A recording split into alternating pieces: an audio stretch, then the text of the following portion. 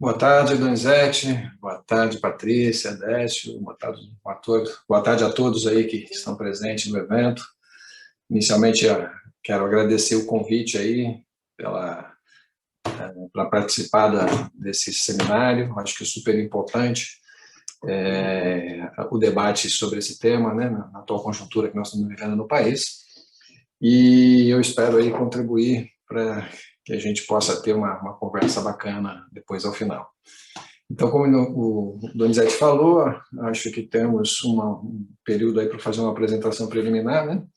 E depois abrir para a conversa. Então, não sei se posso iniciar já? Tem alguma outra observação para fazer? Não, tudo bem, pode começar. Tá. Bem, então, como o Donizete me apresentou, eu sou médico de formação, trabalho na Fundação Oswaldo Cruz, e coordeno um grupo de pesquisa intitulado Ambiente, Diversidade e Saúde, tá? Que se dedica aí a essas questões relacionadas à interface da saúde de povos tradicionais e questões relacionadas ao meio ambiente. Estão vendo minha tela? Sim, estamos vendo. Não, sim. Tá ótimo. Tá, então, como o título da apresentação diz, né, então a gente vai tentar conversar agora à tarde um pouco sobre aspectos relacionados à contaminação por mercúrio e seus impactos no meio ambiente e nos povos tradicionais da Amazônia. Tá? E eu vou começar aqui minha fala lembrando um pouco do elemento químico mercúrio, né? Então, o elemento químico mercúrio é um elemento natural, né? Ele faz parte da constituição do planeta Terra.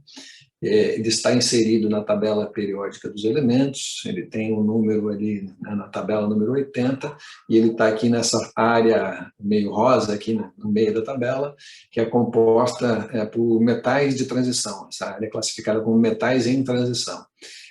Isso significa que esses metais de transição eles se apresentam em diferentes formas químicas da natureza, né?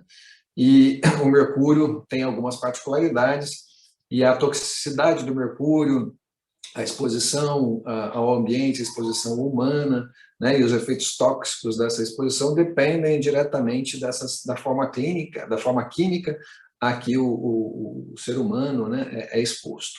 Tá? Então, nós vamos aqui destacar de uma maneira simplificada 3 formas químicas do mercúrio, né? Aqui, primeiro, o mercúrio metálico, que é a forma que a gente conhece, né? O mercúrio na prata líquida, também denominado de azole. Ele não tem carga iônica, né? Também chamado de H0, né? O símbolo do mercúrio, e eu vou ilustrá-lo aqui como bolinhas cinzas. Tá? Vou destacar também o mercúrio iônico, né, que ele pode ter carga iônica +1 ou +2, né, é o Hg2+, ou 1+, tá? E vou ilustrá-lo aqui como bolinhas azuis. E tem uma forma que é particularmente interessante para nós aqui na conversa de hoje, que é o mercúrio orgânico, também conhecido como metilmercúrio, que vai ser ilustrado aqui com bolinhas vermelhas. Tá? Legal aqui uma curiosidade, que na tabela periódica dos elementos, o mercúrio vem coladinho, né, amalgamado com o ouro, né? Então, essa relação do mercúrio com o ouro está presente, inclusive, na apresentação da tabela periódica dos elementos. Bem, dito isso, né, que o mercúrio é um elemento químico que faz parte da constituição do planeta Terra, a gente traz esse slide para conversar um pouquinho sobre o ciclo. A gente fala que é o ciclo biogeoquímico do mercúrio na natureza, no ambiente, né? Então, estima-se que 10% do mercúrio que exista no planeta hoje, 10% dessa carga é proveniente de fontes naturais. O restante, os outros 90%, são provenientes de 60% de remobilização em diferentes compartimentos ambientais e 30% decorrentes de atividades antropogênicas, né? Atividades antropogênicas têm uma série de atividades que utilizam o mercúrio, né, em seus processos industriais, tá?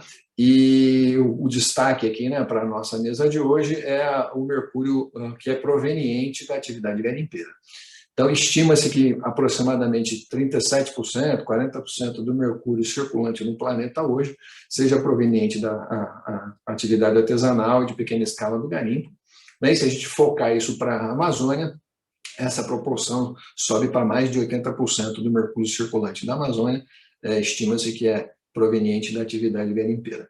Então, algumas outras atividades industriais, como queima de carvão, produção de metais não ferrosos, produção de cimento, na indústria de cloroálcali, né, pilhas, baterias, lâmpadas fluorescentes, na indústria farmacêutica, na indústria médica, né? Então, tem vários usos do mercúrio.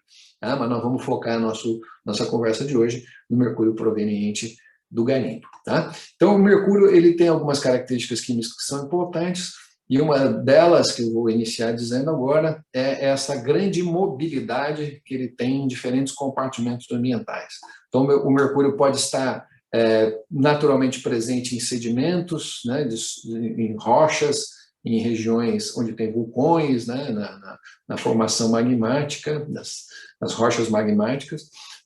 Pode estar presente na água, pode estar presente nas plantas, pode estar presente na cadeia alimentar, nos animais, ele pode evaporar e ir para as nuvens, circular na forma de rios voadores, né? E pode estar distribuído em todas as partes do mundo. Tá? Esse próximo slide ilustra um pouco, né, os fluxos do mercúrio. Em vermelho são as rotas aéreas, né, que são feitas pelas nuvens, pelo deslocamento das massas de ar, né, e as áreas aqui do planeta Terra demarcadas, aqui destacadas em vermelhos, são áreas onde naturalmente existe a presença do mercúrio. Né? Observe que aqui no Brasil a presença do mercúrio natural é bem restrita. E as setas em azuis demonstram o movimento das correntes marítimas, né? Fazendo que o mercúrio circule praticamente em todo o planeta Terra. Bom, dito isso, né, feita essa apresentação preliminar, nós vamos focar aqui no tema, que é na mineração em terras indígenas, os garimpos em terras indígenas, e eu trago esses dois mapas aqui para ilustrar um pouco essa nossa conversa, né? Para mostrar aqui no mapa da esquerda as principais jazidas de minérios presentes no Brasil, né? Então, vejo que o Brasil tem minérios espalhados em quase todo o território nacional. Na coluna da esquerda, minérios não metálicos, desculpe, e na coluna da direita, minérios não metálicos. Né? Então, de acordo com a cor, né, que apresenta-se no mapa, a gente vai ter uma pista de onde estão as principais jazidas de minério. Tá?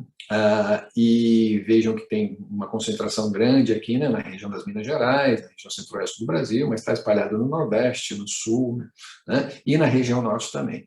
E o destaque da gente aqui é esse amarelinho mais claro, né, onde estão jazidas de ouro. Né? Então, a gente vê que na Amazônia existem várias jazidas de ouro, aqui no estado de Rondônia, no Mato Grosso, no Pará, em Roraima, no Amapá, em algumas regiões do Amazonas. Tá?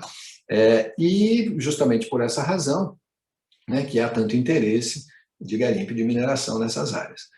E o mapa da direita mostra aqui, em laranja, né, essas mesmas jazidas de metais nobres e pedras preciosas no território nacional, e em verde as terras indígenas, né, demarcadas e homologadas pela FUNAI.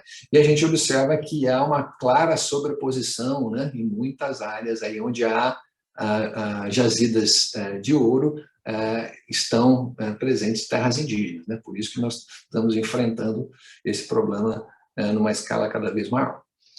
Bem, para fazer uma reflexão, né, sobre os impactos no ambiente, eu trago essa imagem aqui. Né? Então, essa imagem é uma imagem de um ambiente natural e eu faço uma reflexão sobre uma questão de perspectiva, né? Uma questão de cosmovisão. Né? Então, os povos tradicionais, quando vêm uma área como essa, né, caprichosamente desenhada pela natureza, tem até aqui um curso d'água no formato do coração, né, vão identificar nesse território o seu local de pertencimento, né? Vão construir a sua identidade enquanto indivíduo, vão construir a sua identidade enquanto povo, né? Enquanto grupo étnico particular. Nesse território vai se exercer a cultura, né? Na sua mais intensa plenitude, em rituais, em tradições, na língua, né? Nos hábitos alimentares. Né? Então, esse território vai ser fonte de alimento. A partir desse território que vai se buscar água potável, vai se buscar alimentos, né, nativos, produtos de coleta, animais de caça, de pesca, né, a roça, os alimentos tradicionais vão ser produzidos nesse território, né, nesse território tradicional.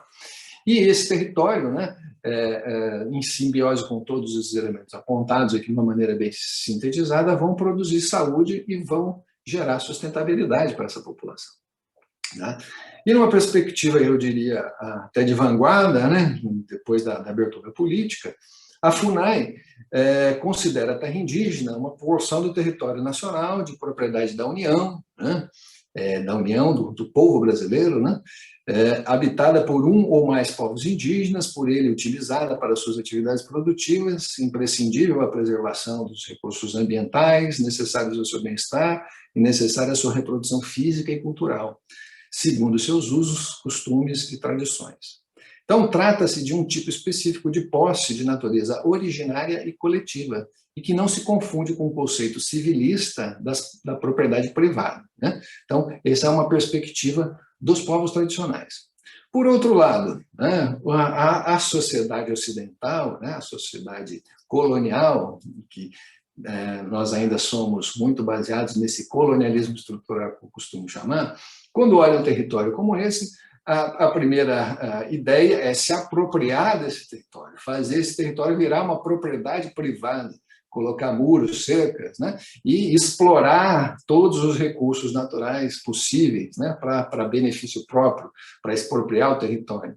Né? Então, essa é a diferença da perspectiva, né, da cosmovisão dos povos tradicionais para os povos colonialistas. Tá?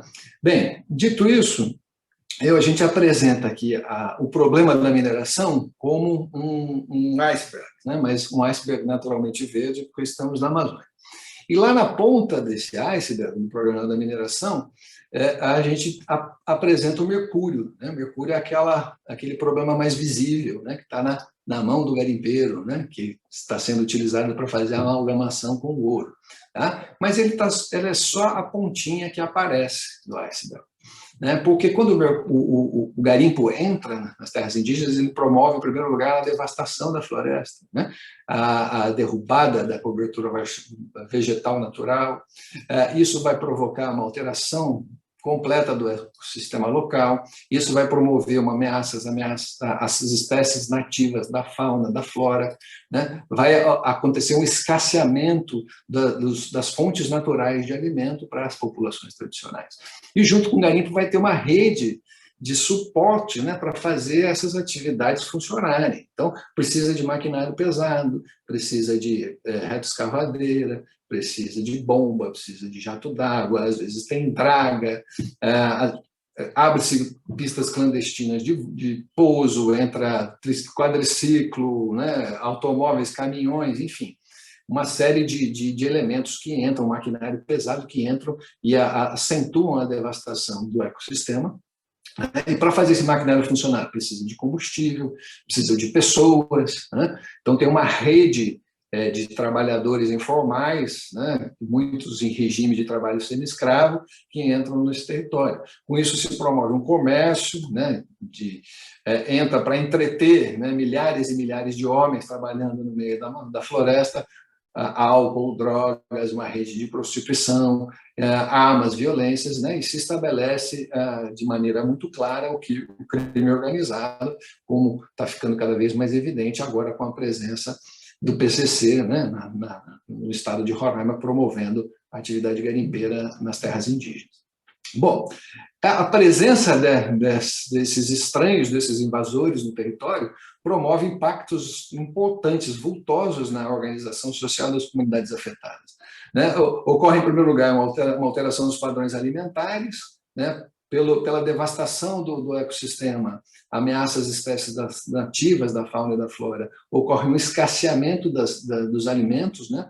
Das fontes naturais de alimento, e os indígenas, os povos tradicionais, deixam de consumir alimentos tradicionais, saudáveis, nutritivos, e passam a se alimentar por intermédio de trocas com os garimpeiros de alimentos industrializados, né, enlatados, pobres em nutrientes, ricos em açúcares, em gorduras, em sódio, né? Isso promove alterações dos padrões alimentares e do estado nutricional, né? Começam a aparecer doenças crônicas não transmissíveis nos adultos, né? Então, sobrepeso, obesidade, hipertensão, diabetes, e crianças, por sua vez, passam a estar desnutridas por falta de alimentos ricos em nutrientes.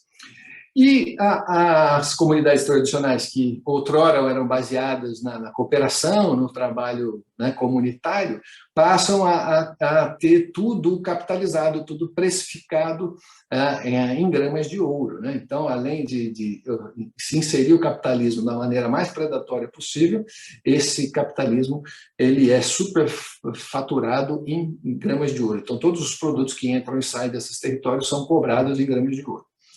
A presença de milhares de invasores no território também, né, resultam nessas imagens que estão aqui à esquerda e alteram os padrões epidemiológicos de adoecimento e morte, né, começando pelos padrões, a mudança dos padrões alimentares no estado nutricional e chegando ao espalhamento de uma série de doenças, né? Então, os garimpeiros são vetores de doenças.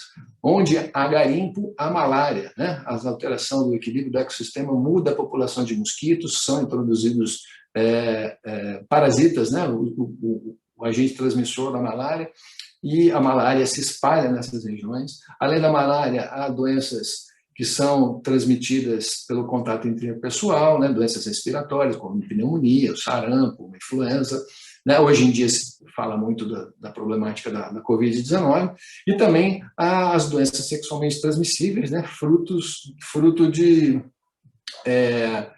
violências, né? Contra a mulher, contra as jovens, contra as crianças, né? Que acabam sendo vítimas desse tipo de atividade também. Então, observem que o mercúrio é apenas a ponta, né, desse iceberg cheio de problemas que acompanham a invasão dos territórios tradicionais pelo garimpo.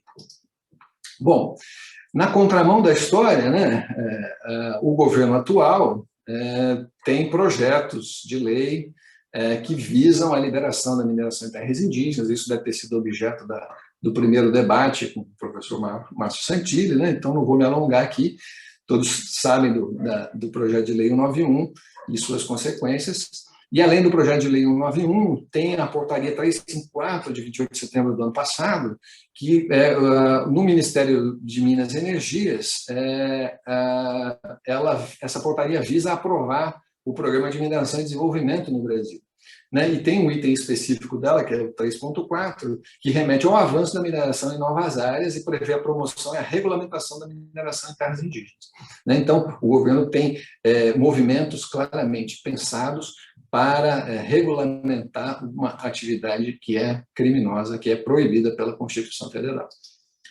Bem, o que pode acontecer, né, caso esses projetos sejam aprovados? Então, tem 2 trabalhos recentes, publicados no ano passado, que falam aqui, né, dessa ameaça. E esse primeiro trabalho que eu trago aqui, ele mostra aqui no mapa, à direita, em verde, né, são na verdade, todos os polígonos destacados aqui nessa área da Amazônia Legal correspondem a terras indígenas, né, demarcadas e homologadas com a situação fundiária regulamentada pela FUNAI. Em verde são as terras indígenas que não estão sob ameaça da mineração. Em rosa são as terras indígenas que estão, né, invadidas no presente momento, né? Então, a terra indígena Yanomami é uma importante, a terra indígena Munduruku, a Sauramaibã, que também é do povo Munduruku, a terra indígena Baú e Caiapó, a Pitereua, né? A Trincheira Bacajá, são várias terras que estão, hoje em dia, afetadas pela mineração. E nos gráficos aqui à esquerda, né, demonstram, no período de 2017, 2018, 2019, na letra A, o crescimento da mineração nos últimos 2 anos, né, com a ascensão do atual governo, né, à liderança do país. E mostram aqui quais são as terras indígenas mais afetadas, né, meio que correspondendo às imagens do mapa. E no gráfico da B abaixo, também demonstra aqui o crescimento da devastação, né? da Amazônia nos últimos 2, 3 anos, né, e mostrando quais são as terras que foram mais afetadas pelo desmatamento.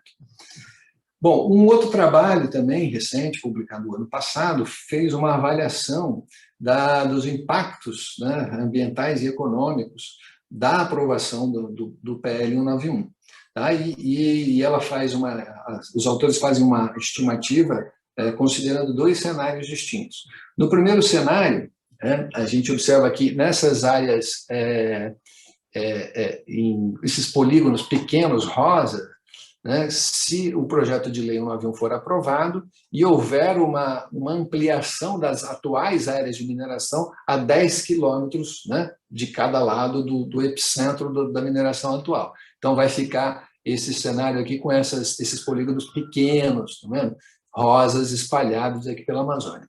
E caso haja uma expansão de até 70 quilômetros do epicentro da mineração, né, vai ficar essa área maior. Então, observem que mais da metade da Amazônia, 60%, 70% do território da Amazônia Legal, vai estar completamente comprometido com essas atividades de mineração. Tá? E aí os autores chamam a atenção que, caso isso aconteça, mais de 863 mil quilômetros quadrados de florestas tropicais vão ser devastadas. E não somente vai haver ameaça, né, ao meio ambiente, às espécies nativas da fauna e da flora, né, e à diversidade das comunidades tradicionais que vivem na região, mas os autores também estimam que o país vai perder 5 bilhões de dólares por ano. A economia global vai deixar de se capitalizar em 5 bilhões de dólares no que diz respeito à redução da produção de alimentos, à mitigação das emissões de carbono, à regulação climática, né, e à produção de energia e a produção agrícola. Então, são dados importantes para chamar a atenção da gravidade, né, desse projeto de lei. Bem, então, vale lembrar também que o problema da mineração não se restringe apenas à Amazônia Legal brasileira, ela está presente em praticamente todos os países aí, né, que têm territórios na Amazônia, na Pan-Amazônia, né, então está presente na Guiana Francesa, no Suriname, na Venezuela, na Colômbia, no Peru, né, então vários países também passam por essa situação, e o que ocorre com o ambiente onde há garimpos é isso, né? Então, a cobertura vegetal vai ser destruída e a Amazônia vai se transformar, infelizmente, numa imagem desoladora como essa. Bom, então agora saindo um pouco do meio ambiente e partindo para a análise dos impactos, né, dessa contaminação por mercúrio nas populações tradicionais. Então, aqui eu deixo 2 perguntas. Como é que o mercúrio usado no garimpo pode contaminar os povos da Amazônia? Então, lembrando daquelas formas mercuriais que eu apresentei no início da aula, o mercúrio metálico em cinza, o metilmercúrio em vermelho. Né? Então, o mercúrio metálico, né, ele vai ser difundido principalmente na forma de vapores. Né? Então, quando o garimpeiro faz o amálgama do ouro com mercúrio, depois para vender o mercúrio, ele vai queimar, né, aquele amálgama, e o mercúrio que estava presente naquele amálgama vai evaporar. Tá? E essa evaporação pode contaminar o próprio trabalhador, o garimpeiro, né, as pessoas que estão no seu entorno, sua família, seus colegas de trabalho, as pessoas que vivem ali do seu lado, e vão subir para a atmosfera, vão, né, entrar nas nuvens e podem viajar pelo planeta por intermédio dos rios voadores. E o metilmercúrio, né, o restante do mercúrio que não é amalgamado, ele cai dentro do rio, ele vai sofrer processos de transformação mediado por bactérias no fundo do leito do rio e vai se transformar numa forma orgânica do mercúrio, que é o metilmercúrio, e ele vai entrar na cadeia alimentar. Tá? Vamos olhar isso com um pouco mais de detalhes. Então, basicamente, nós temos aqui 3 vias de exposição ao mercúrio. Então, o mercúrio líquido, que vai na mão, pode encostar na pele do garimpeiro, na perna, né, em qualquer local que aquele mercúrio líquido, a prata líquida, o azogue, se tiver contato com a pele, ele pode ser absorvido e provocar intoxicação no ser humano. Tá? O mercúrio que cai no ar, na água, no solo, que entra em diferentes compartimentos ambientais, ele pode entrar na cadeia alimentar, né, e intoxicar o homem, ou ele pode, por intermédio das chuvas, como eu falei, também contaminar regiões longes, né, longínquas, distantes da atividade garimpeira e também intoxicar o homem. E o vapor de mercúrio, aquele provocado pela queima do amálgama, vai ser inalado, vai diretamente aos pulmões e também pode intoxicar o ser humano. Tá? Então, para ilustrar um pouco disso, né, tá ali, essa contaminação que pode ocorrer, né, do contato do mercúrio com a pele, né? Aqui, o mercúrio que é jogado no leito do rio, né, que vai afundar e vai entrar na cadeia trófica.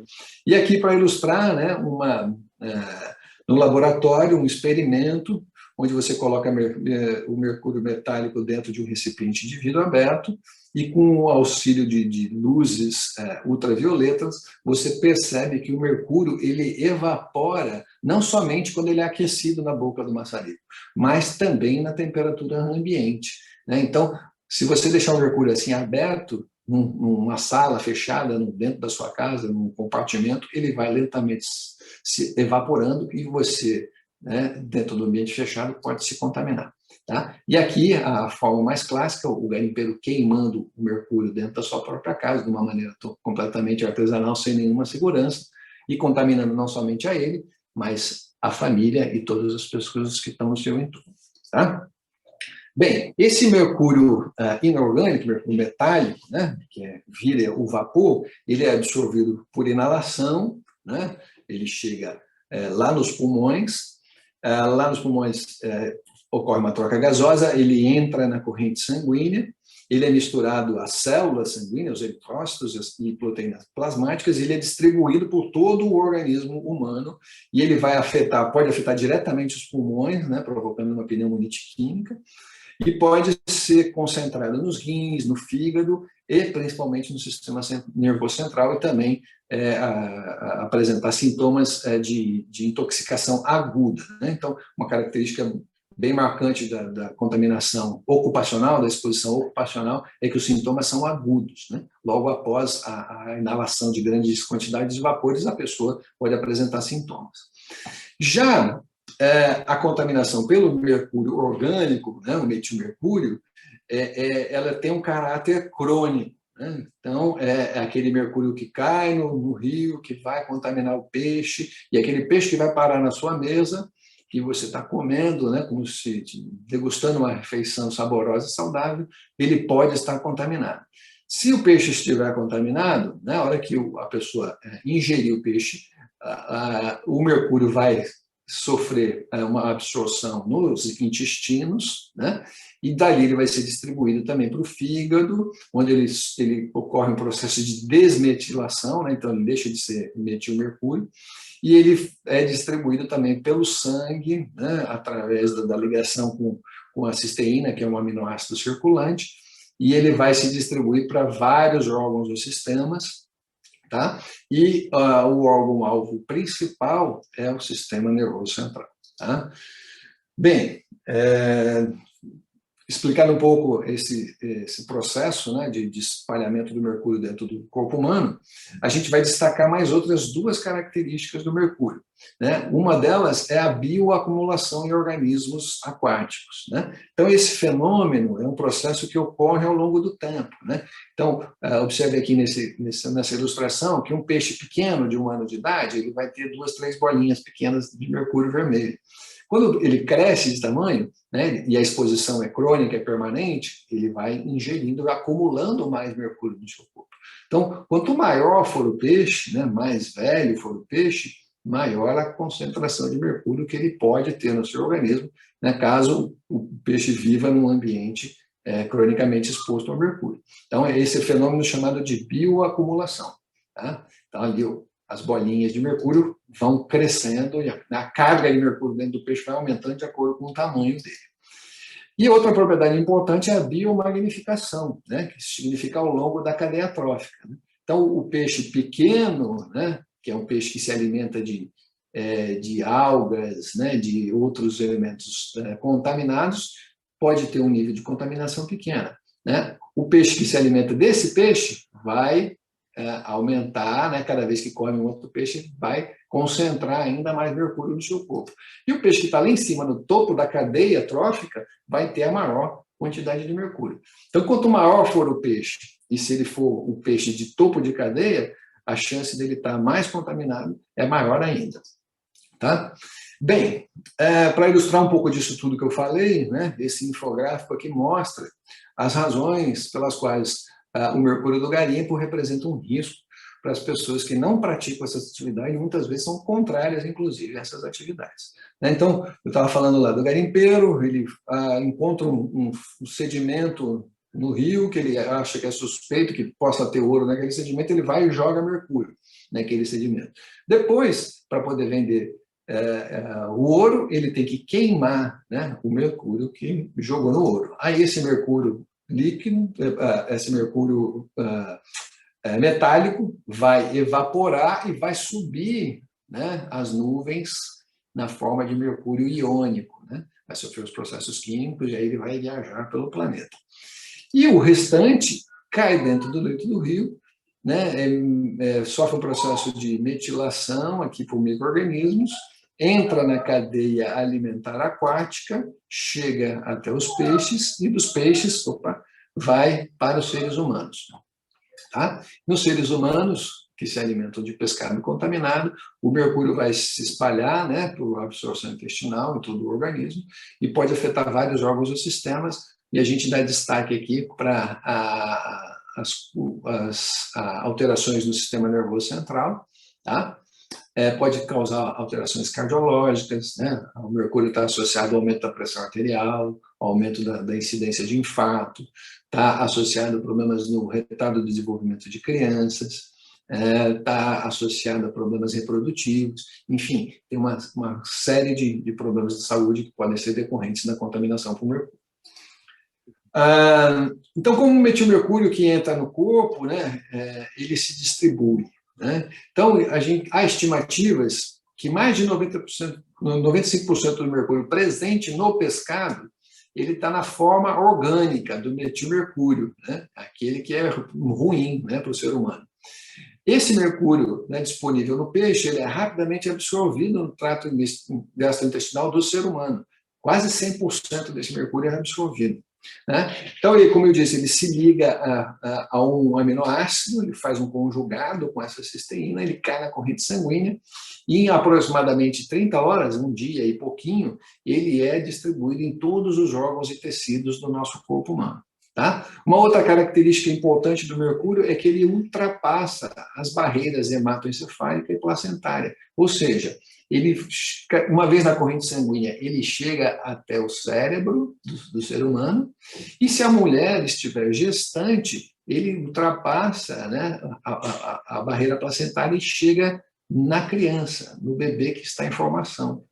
E lá ele vai se acumular no cérebro do bebê. Né? E existem estimativas que informam que o acúmulo de metilmercúrio no cérebro do bebê, do feto que está em formação, é de 5 a 7 vezes maior do que aquele circulante no plasma da mulher, no sangue da mulher. Tá? Em condições normais, né, vamos dizer assim, se você tiver uma exposição única, né, uma pessoa que mora na região sudeste, que mora fora do país, que faz uma viagem à Amazônia e durante um período se alimenta de pescado contaminado, se essa pessoa for retirada do ambiente exposto, né, da contaminação e voltar para a sua vida normal, o mercúrio vai levar ali, em média, né, 60, 80 dias para ser eliminado do corpo. E essa eliminação ocorre por intermédio das fezes, através do cabelo, da urina, né, inclusive no leite materno das mães. Tá? Mas como na Amazônia a gente não tem essa condição de não estar exposto, né, porque as atividades garimpeiras ilegais estão crescendo vertiginosamente, esse processo, né, não é interrompido. E o organismo não dá conta de eliminar o mercúrio que é ingerido, vai acumulando esse mercúrio, e esse mercúrio, metilmercúrio vermelho, vai provocando danos. Tá? Esse gráfico aqui, essa ilustração, mostra, né, o que se convencionou chamar de síndrome de Hunter-Russell, que foi a a descrição da doença de Minamata, né? Lá no Japão, na Baía de Minamata, no Japão. Temos 3 imagens, né? A imagem superior é uma representação esquemática de um cérebro de um adulto com a doença de Minamata. E esses pontinhos pretos, né, são os locais onde há acúmulo do metilmercúrio, né, e, portanto, aqui vai produzir sinais, sintomas, alterações relacionadas aos locais de deposição. Tá? A figura do meio mostra o cérebro de crianças pequenas com a doença de Minamata, né? Observem que a deposição é maior, é mais esparsa, né? Mais distribuída.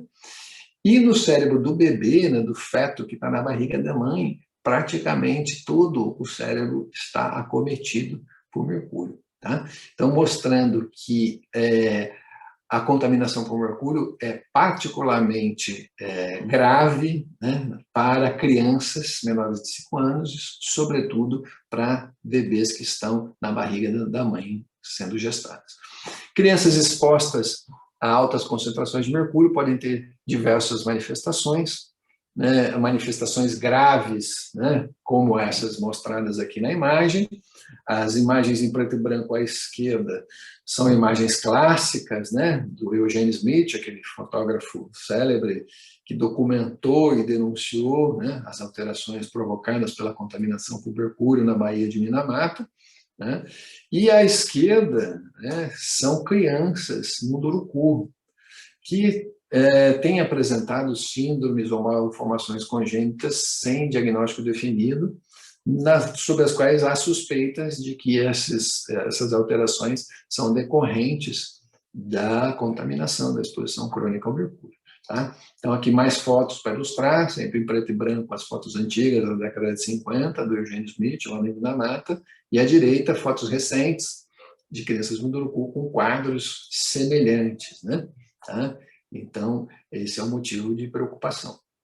Bom, baseado nessas crescente ameaça à invasão do território e com essas preocupações em mente, a Associação Pariri, a Associação Indígena Pariri, que representa o povo Munduruku do Médio Tapajós, escreveu essa carta e endereçou a Fiocruz solicitando apoio, né, para que nossas equipes de pesquisa fossem ao território dos Munduruku, né, para realizar uma pesquisa para ajudá-los a entender o que estava acontecendo. Né? Eles vendo esse número crescente de crianças com problemas, vendo a invasão do território, a devastação da floresta, percebendo, né, sentindo na própria pele as ameaças, eles pediram nossa ajuda.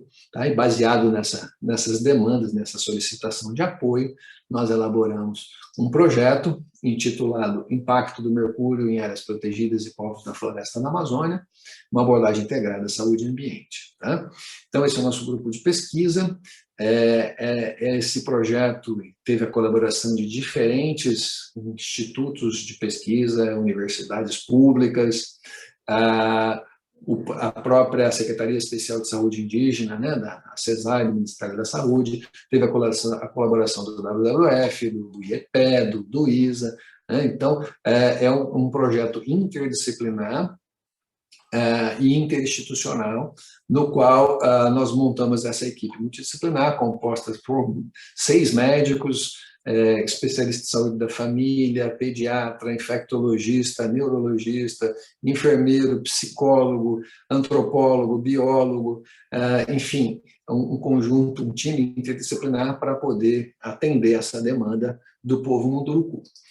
O nosso objetivo principal nesse projeto era investigar o impacto, né, à saúde humana e ao ambiente provocado pela atividade garimpeira, com foco na exposição ao mercúrio em áreas protegidas e povos da floresta.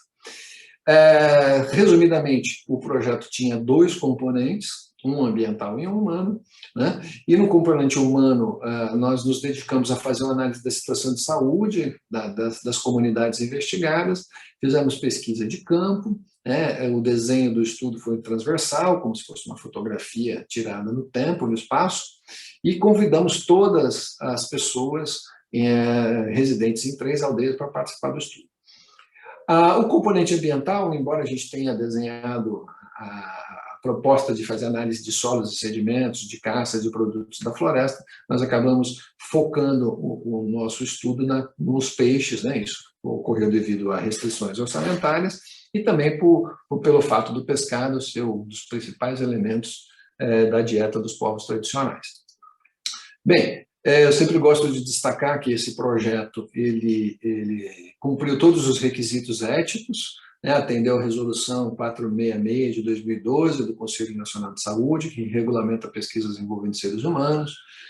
O protocolo de pesquisa foi submetido à avaliação junto ao Comitê de Ética em Pesquisa da Escola Nacional de Saúde Pública, a Comissão Nacional de Ética em Pesquisa do Conselho Nacional de Saúde, e recebeu pareceres favoráveis à sua realização. Antes de entrarmos no território, nós fizemos uma consulta prévia, né, em respeito à Convenção 69 da OIT, e solicitamos autorização para ingresso em terra indígena à FUNAI. Tá? E também usamos termos de consentimento livre esclarecido para todos os participantes darem a sua anuência formal, né, para participarem da pesquisa. Aqui eu trago algumas imagens, né, da equipe aqui nas comunidades, fazendo a apresentação do projeto. Né? Então, quando nós chegamos, depois de consultar prévia, de pedir autorização para a FUNAI, e etc., a equipe chegava na comunidade, se apresentava, falava quais eram os objetivos do trabalho, o que a gente pretendia fazer na região, e depois de esclarecidas as dúvidas, né, da população, as lideranças assinavam, deixavam aqui uma autorização expressa para que a pesquisa pudesse ser realizada. Aí a pesquisa se dividia, né, parte do grupo de pesquisadores fazia visitas domiciliares às famílias.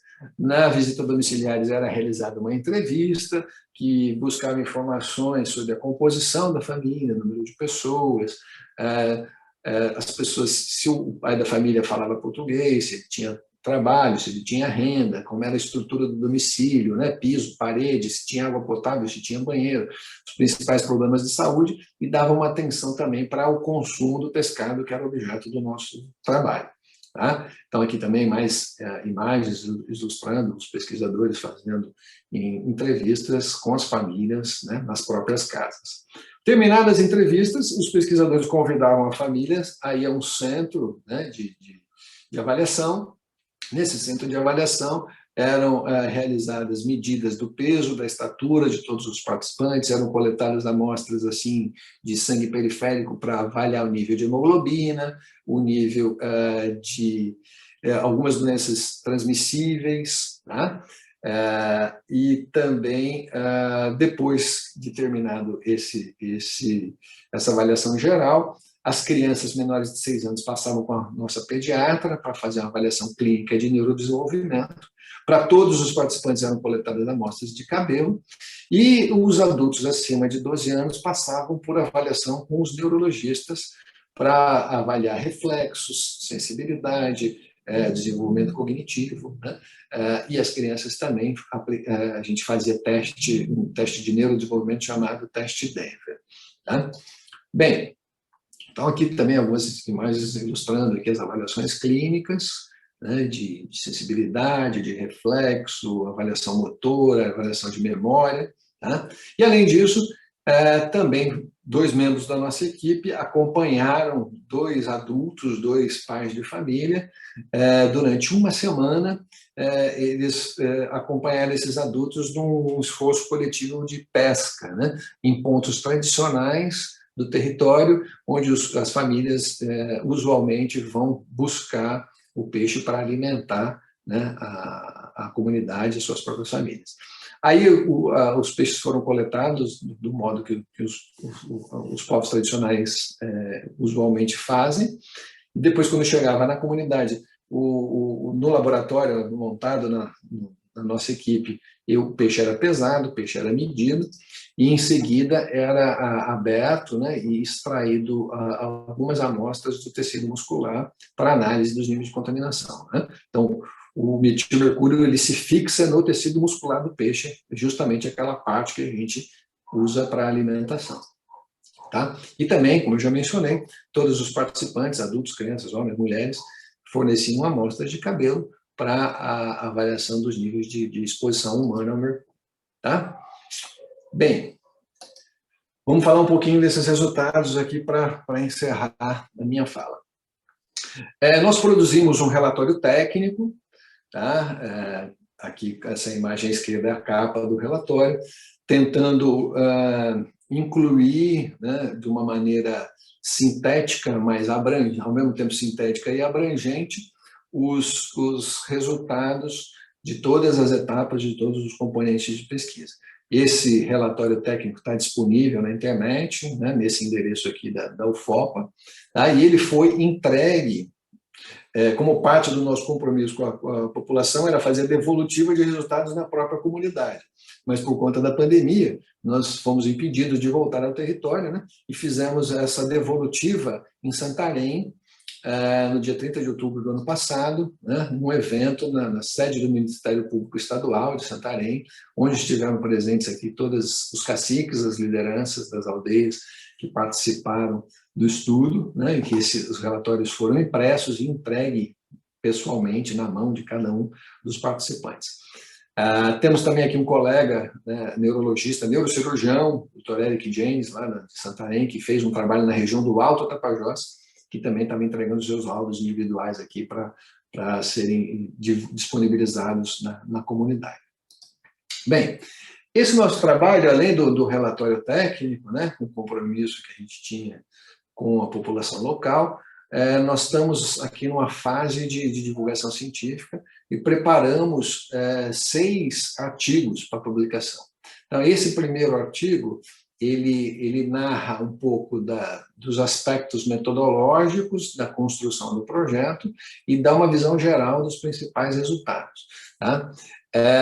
Aqui à direita nós temos um mapa de localização da área, né, onde estudamos. Então está aqui pequenininho o mapa do Brasil, destacado em negrito aqui o estado do Pará, e em vermelho a terra indígena Sauré-Moibã, né? Terra indígena Sauré-Moibã, também conhecida como Pimental, é essa área demarcada aqui em verde escuro, né? Então aqui passa o Rio Tapajós, né?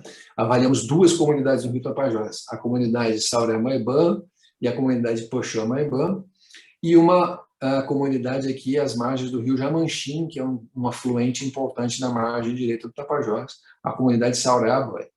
Tá? Essas bolinhas vermelhas representam a concentração, o número de pessoas, na verdade, a proporção de pessoas contaminadas com níveis elevados de mercúrio nas amostras de cabelo. Níveis acima de 6 microgramas de mercúrio para cada grama de cabelo analisado. Então, na aldeia Sauré-Moibã, a mais próxima do município de Itaituba, 42,9%, 4 de cada 10 participantes avaliados apresentavam níveis de mercúrio acima de 6. Na aldeia Poxã-Moibã, outra mais, né, subindo o rio Tapajós, 60,6%, 6 a cada 10 participantes apresentavam níveis de mercúrio acima de 6, limites considerados seguros. E na aldeia Sauré-Aboé, às margens do Jamanchim, quase 9 de cada 10 participantes, 87,5% apresentavam níveis de mercúrio acima de limites considerados seguros. Tá? O que mais que a gente pode destacar nesse mapa? Essas linhas em amarelo, né, aqui presente nas bordas do território, aqui dentro do próprio território, ao lado do território, são áreas mapeadas pela RAISG, né, Rede Amazônica de Informação Sociogeográfica Georreferenciada, mostrando a presença de atividades ilegais de mineração nas bordas e dentro da terra indígena. Tá? E esses polígonos aqui, esses quadradinhos, né, essas áreas um pouco demarcadas, correspondem a processos minerários abertos dentro da Agência Nacional de Mineração. Então, esses processos já estão instituídos, tá? E só estão aguardando a aprovação do PL 191 para que as atividades aqui dentro passem a ser regulamentadas. Né? Então, esse mapa ele revela várias coisas aqui da área de estudo. Bom, a gente avaliou 3 aldeias, como eu chamei a atenção, né? Saraimaibã, Poxamoiboa e Saraiabóia. Aqui, essa tabela apresenta os níveis médios de contaminação por mercúrio, tá? Na região. Aqui o total da aldeia Saraimaibã, o total da aldeia Poxamoiboa, o total da aldeia Saraiabóia, né? Vejam que tem um gradiente, vai aumentando a concentração à medida que vai se aproximando aqui das áreas de mineração ilegal. Tá? Aqui, na coluna da direita, as prevalências, né, as proporções de contaminação acima de 6. Né? Então, observem aqui, crianças menores de 12 anos, mulheres, adultos, a aldeia como um todo tem níveis de contaminação elevado, e na aldeia Saraiabóia, onde a situação é mais grave, né? Onde os níveis médios de mercúrio são maiores em toda a região. Bom, um segundo artigo que nós submetemos para avaliação, ele relata aqui os impactos neurológicos, né, da exposição crônica ao metilmercúrio em adultos no Munduruku, destacando alterações somatosensitivas, de sensibilidade, alterações motoras e alterações cognitivas. Tá? E essa tabela aqui revela, né, um modelo de regressão logística de Poisson, mostra que as pessoas que têm níveis de mercúrio no cabelo acima de 10 microgramas por grama têm 2 vezes mais chance de terem déficits cognitivos, déficits de aprendizado, tá? Controlando pela faixa etária e controlando também pelo sexo. Né? Então, independente de ser homem ou mulher, de ser jovem, de ser adulto, as pessoas expostas a níveis elevados de mercúrio têm mais chance de terem alterações de aprendizado, alterações cognitivas.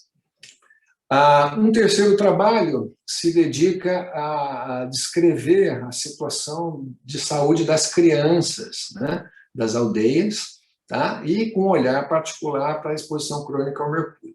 E eu trago esse gráfico aqui da direita, cada bloquinho desse de cores diz respeito a uma aldeia, né? Saraimaibã, Poxamoiboa e Saraiabóia. A linha tracejada é o limite que nós consideramos de normalidade, de 6 microgramas de mercúrio para cada grama de cabelo, e demonstra que muitas crianças aqui, de acordo com a faixa etária, criança recém-nascida até criança de 12 anos, né, praticamente em todas as faixas etárias as crianças têm níveis elevados de mercúrio, e na aldeia Saraiabóia, aquela no Rio Jamanchim, praticamente todas as crianças, independente da idade, estão submetidas a altos níveis de contaminação por mercúrio. Nesse componente do trabalho com as crianças, né, lembra que eu falei que nós aplicamos um teste chamado Denver-2, que ele avalia o neurodesenvolvimento infantil. Ele tem 4 componentes, que é baseado na linguagem, na motricidade ampla, na motricidade fina e na relação psicossocial da criança com a família, né, com a sociedade. E aqui, 56 crianças que foram avaliadas com esse teste, crianças menores de 6 anos, 9 delas apresentaram alterações, né, e estão destacadas aqui as alterações dos componentes observados nas crianças. E eu chamo a atenção para uma criança aqui, tinha menos de 1 ano, na época do nosso estudo, criança de 11 meses, que teve uma alteração da motricidade ampla, ou seja, a criança tinha dificuldade de sentar, a criança ainda não ficava de pé, a criança não tinha dado os primeiros passos, né? Um retardo do desenvolvimento, né, esperado para a idade. Tá? E, além disso, essa criança, além de apresentar esse problema no desenvolvimento, ela apresentava níveis de concentração de mercúrio no cabelo de 19,6, né? 3 vezes superiores àquele limite que a gente considera moderadamente seguro. Bom, um quarto trabalho se dedica a estudar as mulheres em idade fértil e suas crianças menores de 2 anos. Tá? Então, concentrado num grupo bem específico, né, de recém-nascidos até menores de 2 anos. E aqui à direita, né, nós temos 3 gráficos realizados por aldeia, Poxamoiboa, Saraiabóia e Saraimaibã, mostrando na primeira coluna os níveis de concentração nas mulheres em idade fértil, Aqui nas mães das crianças menores de 2 anos e aqui nas próprias crianças menores de 2 anos. Né? Então, considerando limites elevados, e, novamente, na aldeia Sauré-Maiban, a situação é bem mais dramática do que nas outras 2 aldeias. Esse trabalho, né, a gente fez uma análise comparativa aqui, considerando as mães e seus filhos, tá? E aqui na terceira, quarta coluna temos o nível de mercúrio, né, nas mães. Observe, ó, nosso ponto de referência é 6, todas elas aqui, não tem nenhuma abaixo de 10, não, nenhuma abaixo de 11. E as crianças recém-nascidas, né, crianças de meses, ó, 9 meses, 6 meses, 5 meses, já apresentando níveis de mercúrio elevados, e com dados alarmantes, né, bastante preocupantes em relação à saúde dessas crianças.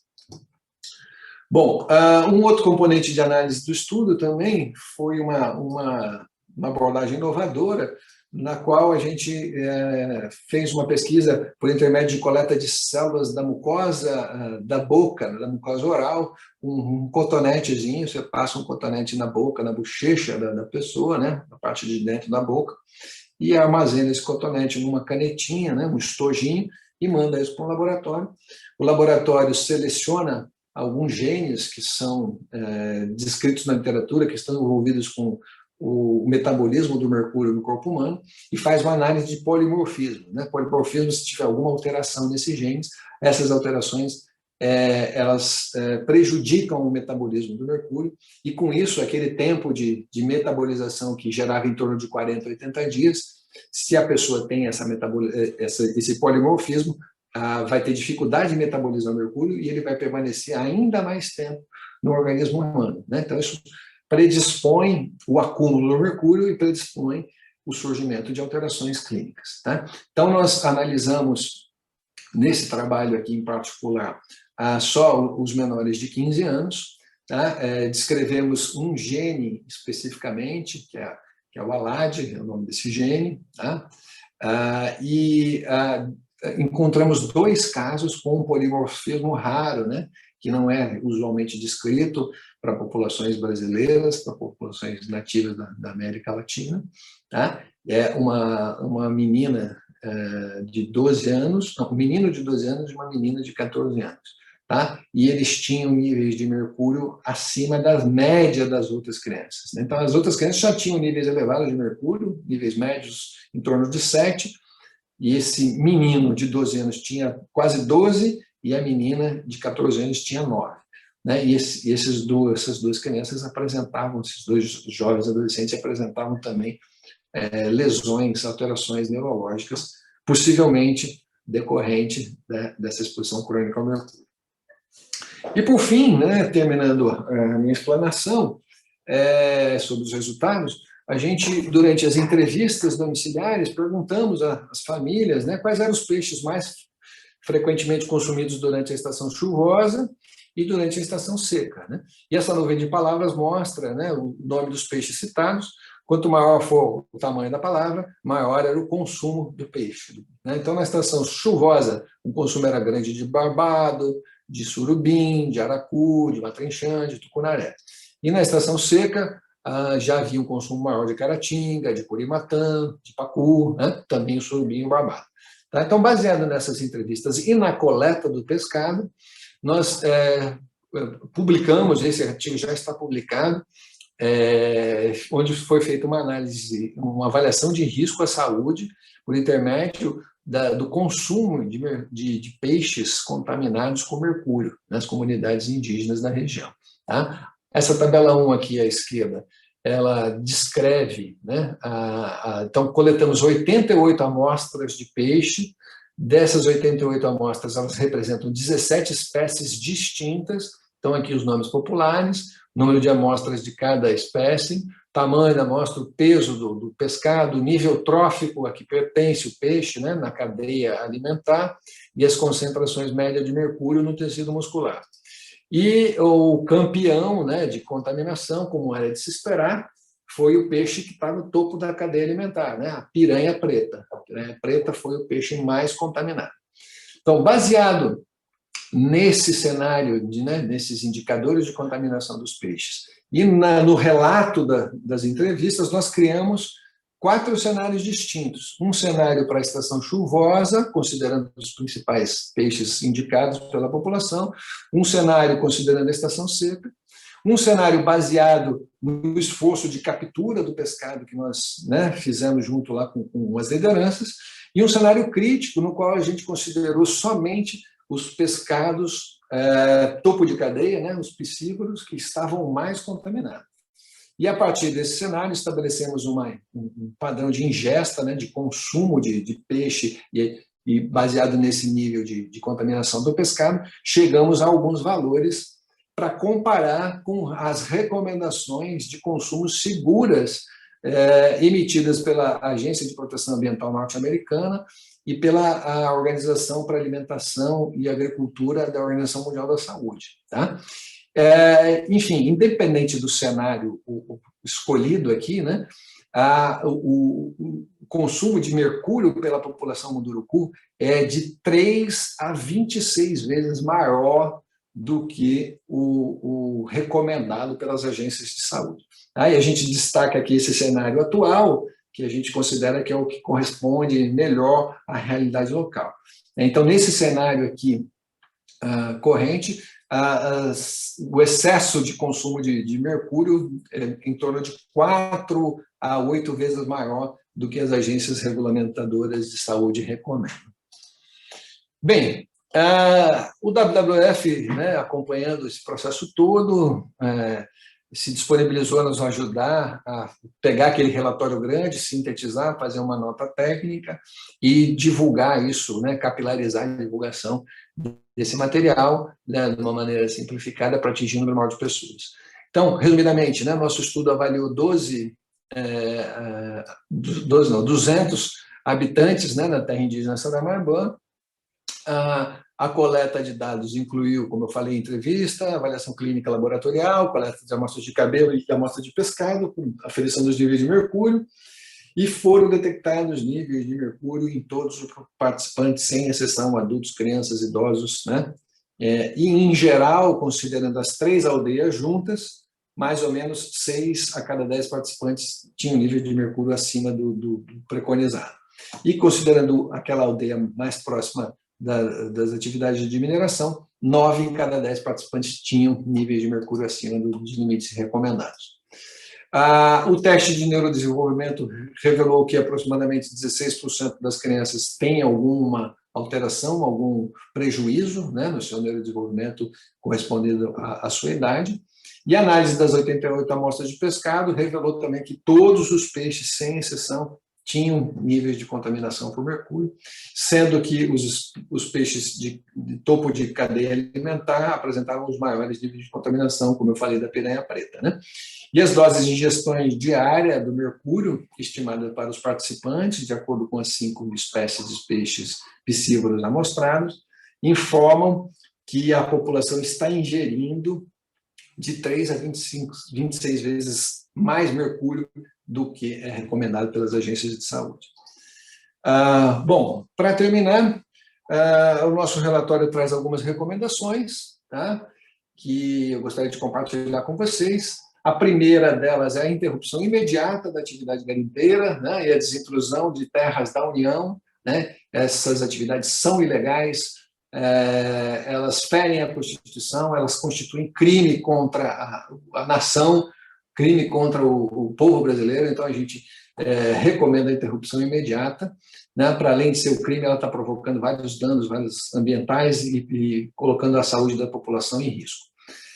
Em paralelo, a gente recomenda o desenvolvimento de um plano de descontinuidade do uso do mercúrio na mineração artesanal, que a gente sabe que, infelizmente, a sede de ouro do ser humano não vai acabar. Então, para minimizar os impactos da busca pelo ouro, que não se utilize mais mercúrio nos processos de mineração artesanal. A terceira recomendação é elaborar um plano de manejo de risco para as populações que vivem na Amazônia, cronicamente expostas ao mercúrio. E esse plano, na nossa cabeça, ele deve conter um conjunto de orientações e ações integradas que incluem a ampliação do monitoramento dos níveis de mercúrio nos peixes consumidos não somente nos territórios tradicionais da Amazônia, mas também em áreas urbanas, em outras regiões. Tá? Tivemos uma reunião sobre isso hoje pela manhã, inclusive. O plano também recomenda a elaboração de um conjunto de orientações à população afetada, né, contendo subsídios técnicos sobre o consumo seguro de pescado, com informações claras acerca dos riscos à saúde, né, um pouco disso tudo que a gente falou, mas de uma maneira mais aprofundada, e essas orientações com algumas restrições. Né, tá? Mas é importante esclarecer que nós não estamos desensinando, né, a pescar. Né? Então, recentemente saiu uma matéria na revista Piauí, dizendo que o governo está desensinando o povo a pescar e colocando que a Fundação Oswaldo Cruz tinha feito um treinamento junto às equipes do DICEI. Né? Na verdade, a ideia não é essa. Né? Não é culpabilizar o peixe. Né? O pescado não é o responsável pela contaminação. Né? O pescado também é vítima da contaminação. Né? Quem tem que ser responsabilizado é quem promove a contaminação. No caso, a atividade ilegal do garimpo. Tá? Mas como os peixes já estão contaminados, né, a gente tem que dar orientações para a população minimizar o risco, né, política de redução de danos. Então, nesse conjunto de recomendações, os peixes que têm muito alto nível de mercúrio, né, devem ter o consumo restrito a no máximo uma vez ao mês. Né? Então, eu gosto muito de piranha preta.